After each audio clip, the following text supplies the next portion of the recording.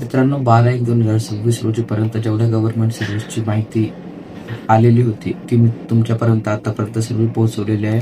आज मी तुम्हाला गव्हर्नमेंट भरतीसाठी लागणाऱ्या डॉक्युमेंट लिस्ट संदर्भातील संपूर्ण माहिती तुमच्यापर्यंत पोहोचवणार आहे. यामध्ये माहितीसोबतच तुम्हाला जे प्रॉब्लेम असतात डॉक्युमेंट संदर्भातील ते सुद्धा मी क्लिअर करणार आहे.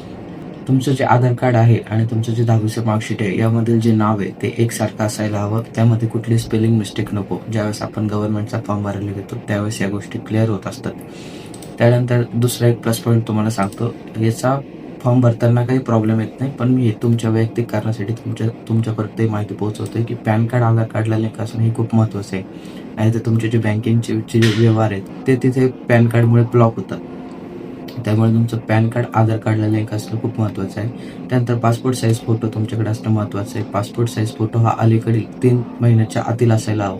बरेच विद्यार्थी 4 वर्ष आधीचा, 3 वर्ष आधीचा असे फोटो पाठवतात. तर तसं करू नका. जो लेटेस्ट फोटो आहे तो देत चला.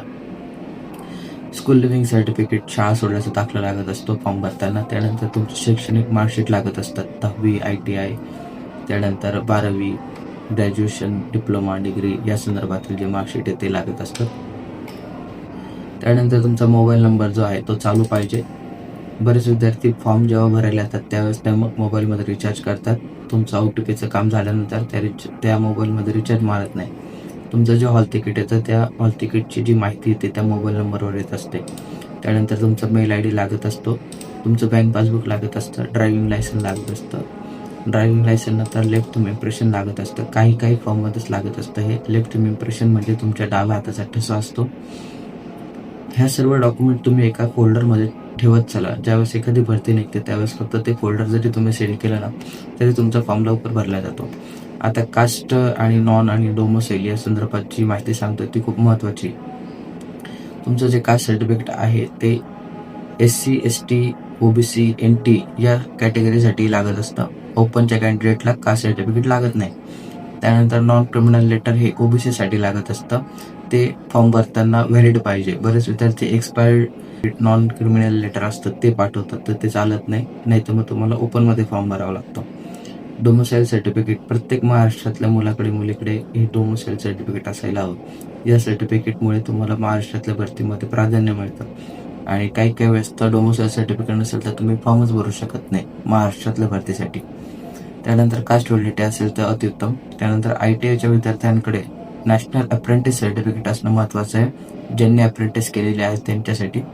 बरेच फॉर्ममध्ये नॅशनल अप्रेंटिस सर्टिफिकेट विचारलं जात नाही, पण जर केलेली असेल तुम्ही अप्रेंटिस तर ते सर्टिफिकेट वेबसाईटवरून डाउनलोड करून घ्या. मी जे वरती तुम्हाला डॉक्युमेंट सांगितले हे सर्व डॉक्युमेंटचे ऑनलाईन संबंधित काम आपण ऑनलाईन पद्धतीने व्हॉट्सअपद्वारे करून देत असतो. तुम्ही त्यासाठी आमच्याशी संपर्क करून तुमचं ते काम करून घेऊ शकता. त्यानंतर ITIच्या विद्यार्थ्यांचं नॅशनल अप्रेंटिसचं जे सर्टिफिकेट आहे 2019च्या आधीचं तुम्हाला NCVTच्या पोर्टलवर मिळेल आणि 2019 नंतरचे जे सर्टिफिकेट आहेत ते अप्रेंटिसशिपच्या पोर्टलवर मिळेल ITIच्या. त्यानंतर नॅशनल ट्रेड सर्टिफिकेट असतं. जे नॅशनल ट्रेड सर्टिफिकेट आहे ते NCVTच्या पोर्टलवर मिळत असतं. नंतर तुम्ही जर हा व्हिडिओ यूट्यूबवर बघत असाल तर चॅनलला सबस्क्राईब नक्की करा. सबस्क्राईब केल्यानंतर माझा हे कॉन्फिडन्स वाढतो व्हिडिओ बनवण्याचा आणि तुमच्यापर्यंत जी माहिती ती लवकरात लवकर पोहोचवण्याचा. आपल्या व्हॉट्सअपच्या चॅनलला सुद्धा जॉईन व्हा. त्याची जी डिस्क्रिप्शनमध्ये मी लिंक दिलेली आहे त्याद्वारे तुम्ही व्हॉट्सअप चॅनलला जॉईन होऊ शकता. धन्यवाद. जय हिंद, जय महाराष्ट्र.